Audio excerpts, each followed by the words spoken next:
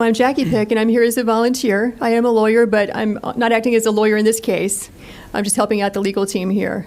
And going to explain to you the evidence that we have from State Farm Arena here in Fulton County, which goes to what Ray was talking about in terms of fraud or misrepresentation.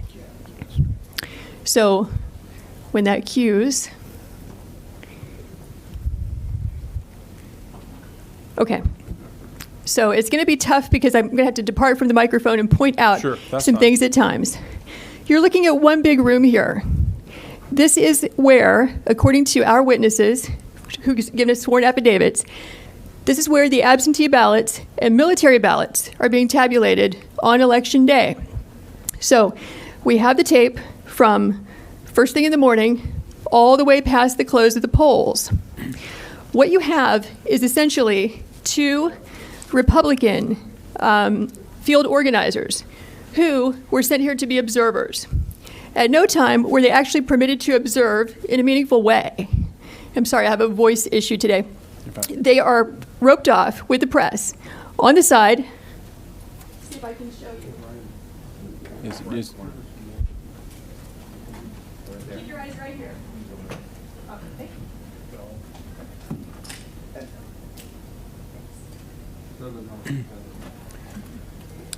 Tell you what you could do to help us out so that everyone can hear who's live streaming. If you would tell us what you're going to point to and then go point to it. Okay. All right. So now what will happen is these frames can move around. So this can get a little confusing, but I'll make sure to make it clear. We have two observers there that are going to show up, not at this point, this is in the morning, as you can see the daylight. They're going to get there at about 8 o'clock to watch the tabulation of absentee and military ballots. But according to their affidavits, at about 10 o'clock, there was one person working the polls who told everyone in the room to leave on the basis they were going to stop counting and return at 8:30 in the morning. So if I can get the frame for approximately 10 o'clock or 10:20-ish. 10 p.m. Okay. Yes. We'll have to come back to the morning for a different reason in just a second.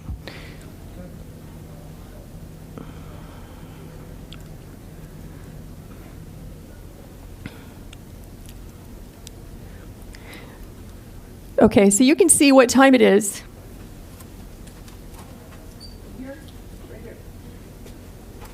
So we're at about 10 o'clock. And what you'll notice is that the workers are present, working, and you have, back in that corner I pointed out to you, the press and the Republican observers.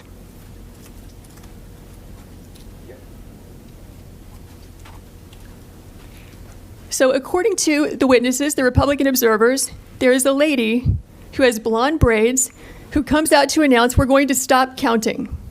Everyone go home. And in fact, we see that.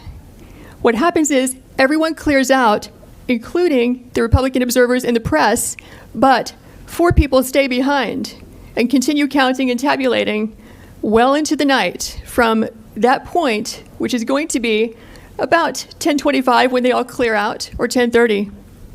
And they will continue counting unobserved, unsupervised, not in public view, as your statute requires, until about 1 in the morning.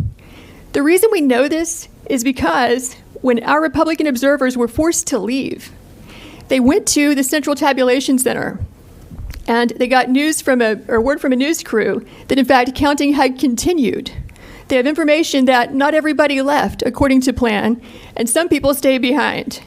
So this shocked them, so they returned back to State Farm Arena at about 1 o'clock in the morning, where they confirmed that in fact people had just left State Farm Arena in contravention of what they had been told by the supervisors who are running this operation. So, okay, we're still at about 10 o'clock. Can you take us to about 10:25 so we can see the change? You're going to watch this place be busy and filled up to emptied at some time between 10:25 and 10:35, which is consistent with what the affidavits say.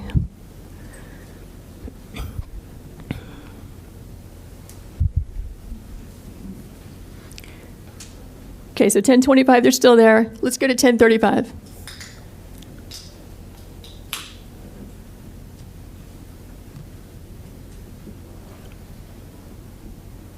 It takes it just a few minutes for the frames to actually catch up with there you go, with the time that you're seeing. So here you see it's all cleared out. We just went from 1025 to 1037. The place is a ghost town. This is where the people were vacated and told, go home, come back at 8:30. We will now stop working and stop counting.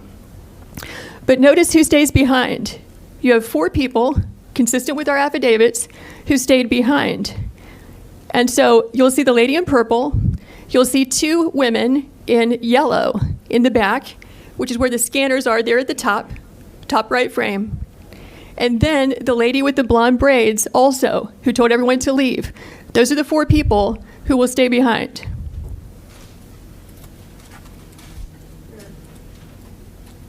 Those 2. Okay. Observer's still there. So the Republican observers said they were the last people to leave State Farm Arena, along with the Fox News crew, accepting those 4 people. So what you're going to see, look at the ladies in yellow. You'll see that they will begin just sitting still, doing nothing, ostensibly not working, because after all, they said they're going to stop counting. They will wait until the witnesses over there in that roped off area, the press and the observers, leave the room. Then you'll see them move into action and begin scanning ballots.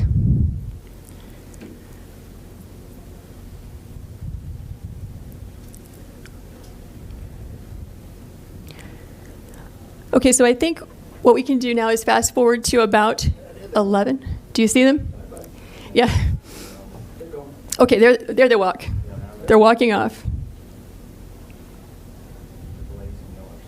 But the ladies in yellow are still there.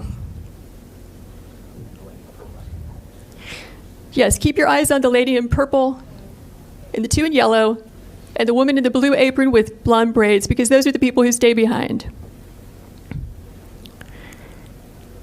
Okay, so what you're going to see happen at about 11 o'clock is once everyone is gone, coast is clear, they are going to pull ballots out from underneath a table. Watch this table.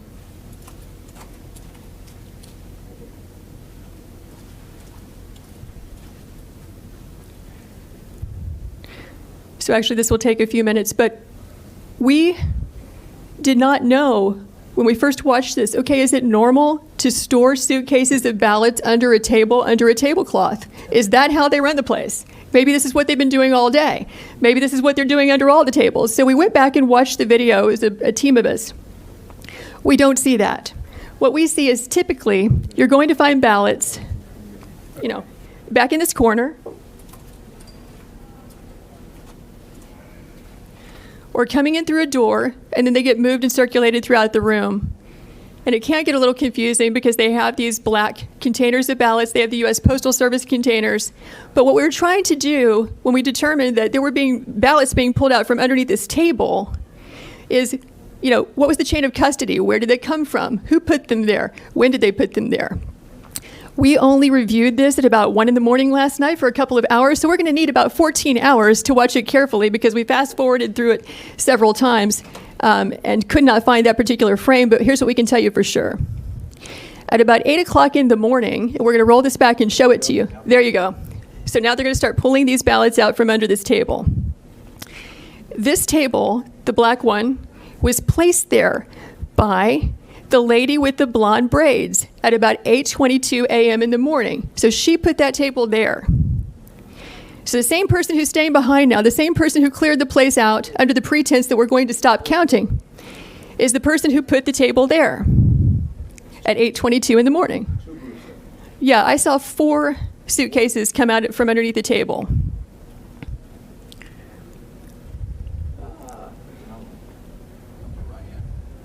Yeah, upper right hand, you see the gentleman in the red.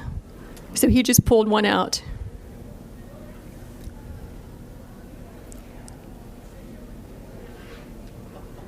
So what are these ballots doing there, separate from all the other ballots? And why are they only counting them whenever the place is cleared out with no witnesses? Is the question. So these machines can process about 3,000 ballots an hour.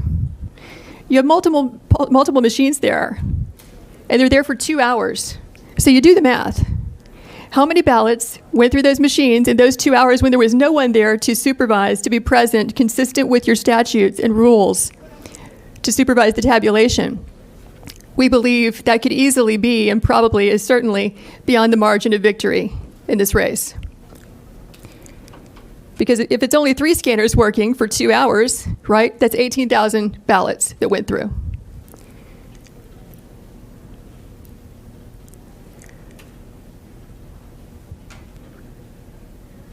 So we're now at 11:09. There were, in addition to the 4 workers that you see there were 2 other people who were bringing ballots in and out. The gentleman in red that you saw, and then a second person. I can't tell if it's a male or female based on their hair being pulled back in their mask, but in any event, that's 6 total people. And so if we were to sit here for the next 2 hours, what we would see is that this operation just goes on and on and on. They're scanning until about 12:55 in the morning. So we kept the video running. And, we can show you the people who gave us the affidavits reappearing at that time, just as they said, around 1 a.m. to find out, are they in fact counting after they told us they would stop working or not? And we will fast forward to that. But have you all seen as much as you'd like to see of what's happening here? I think so. I think you basically get the idea. Unless any member wants to see more. Or you have any questions? No, let's go ahead. Okay. So let's fast forward to about 12:55 in the morning.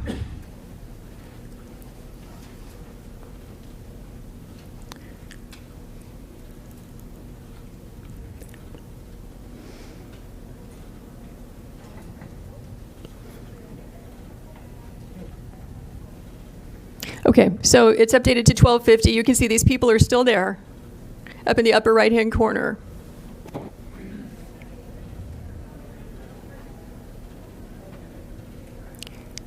Basically, they've wrapped up. This is the end of their operation. They've now completed about 2 hours of unsupervised tabulation of ballots. So now you're going to watch them leave. And let's fast forward to, let's go to 1:30. I think it's between 1:30 and 1:45 is when our 2 witnesses come back. They had to fight through security to get in there, but they did. And they say in their affidavits that 2 different people affirmed for them that people had been counting from, 10:30 when they cleared out until about approximately 5 minutes before they arrived. And they have the names of those people who told them that. Okay, now we're looking at, 1:42 in the morning.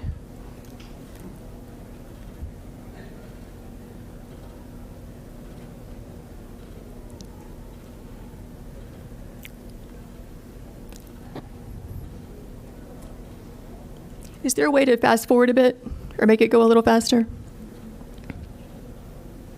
Okay, there are guys right there in the lower left-hand corner. So they've now returned to State Farm Arena, having heard from the press that they had continued counting because they wanted to see for themselves if that was really happening, which was a complete contradiction to what they had been told by at least one person from Fulton County who's an employee and spokesperson, and also the lady in the blonde braids we spoke about earlier. And so they see for themselves. And from this, we get the affidavit. I don't know the name of the lady in the blonde braids. They simply gave a description to us, and you can make out clearly who she is based on the people in the film. Lady in the blonde braids, halfway down her back, is the person who yelled out, "Everyone leave and stop counting." I believe Ms. Waller is the spokesperson for Fulton County Elections, who remained behind the other 2 people they don't have names for. They just said they were older women, and one of them had the name Ruby across her shirt somewhere. And that's as much as they know about who those people were. So our guys go in, they look around, they ask a few questions, and they leave. It is from their affidavits that we even knew to ask about this. And you might recall that the press reported there was like a supposed water break or water main break or pipe break or whatever, and that this was an excuse for people clearing out of State Farm Arena. It's not clear from the affidavits I saw whether or not that was the reason given by the election official or whether they gave any reason at all. They just said, stop, we're leaving, we'll be back at 8:30. So I don't know if that was at play here or not. Okay, can we back up to 8:22 a.m. in the morning, same frames, because we wanted to know, when did that table get put there? Who put it there? When did the ballots get put there? Who put it there? Okay, so 8:21. You'll notice the table's not there at all. Here it comes. There's the table going in that we're talking about where the ballots were obscured. That lady who's moving it is the lady with the blonde braids. She's dressed differently in the morning, so it took us a while to figure out that's the same person that you see at night with the blue apron on who's yelling for everyone to leave and who stays behind to help tabulate ballots after they've all left. So I can see that she's the one who chose to place that table there, close to the scanners. And so the video is still under review. We need to spend hours reviewing carefully how those ballots got there. But we can tell you that it appears to be an aberration from how the other ballots were handled in that room throughout that day. So that's the gist of it. Do you have any questions? Any questions, Senator Heath? Fulton County Chairman Rob Pitts testified in a committee earlier today that the water break occurred at 6:07 a.m. and was repaired by 12:07 a.m.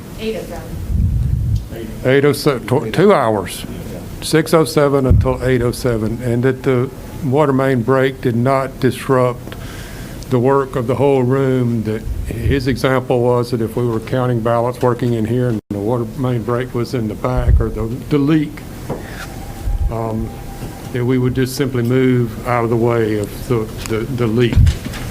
But he testified this morning that the leak occurred at 6:07 and was repaired by 8:07 a.m. From what I'm seeing here, I don't see anybody moving around to avoid a leak. No. He did state that the leak was greatly exaggerated and that it was not like wiped out the whole place, but I just thought that might be. What's that? I mean, the water leak, according to the commission chairman, was at 6:07 a.m. I'm told that we have a video that it was a toilet leak and not a water main break. But Nope. I know that Mr. Pitt's name was mentioned in one of our affidavits, and our witness says that he was physically present in this room clear up until everyone was made to leave. So presumably, if he was in the room at the time, they made the announcement he would be a witness to that. He was one of the last to leave, but he did leave in front of our witnesses, before our witnesses. Yes? Senator Parent. Thank you. Thank you for being with us. We heard from the Secretary of State's office earlier, just a couple hours ago, that they've investigated this repeatedly, that they had a monitor on site the entire time. And frankly, this has been debunked for weeks by our Secretary of State's office. I doubt he's seen the video. Evidence, then I think the courts will probably be able to handle this once you present your evidence to them. As I'm aware, there have been about 40 lawsuits dismissed already. And according to the law of the state of Georgia, we do not have the power to submit alternate electors. The provision in the law is quite clear at 21-501F. Is there a question? Senator, we'll ask questions. We'll have a time for statements at the conclusion. If we Yeah, my question is, since this has been debunked repeatedly, what evidence can you give to us that counters what our elections officials have presented us with only an hour ago. You just saw it. Your officials need to watch the video. What about the fact that they say that they had a monitor there the entire time? I can't speak for them. Well, thank you. They did not have the video. They said they had a monitor the whole time. Be quiet. You're Okay. looking at the room. There's no Secretary of State. Then maybe we should invite them back in. All right, well, we may need to do that.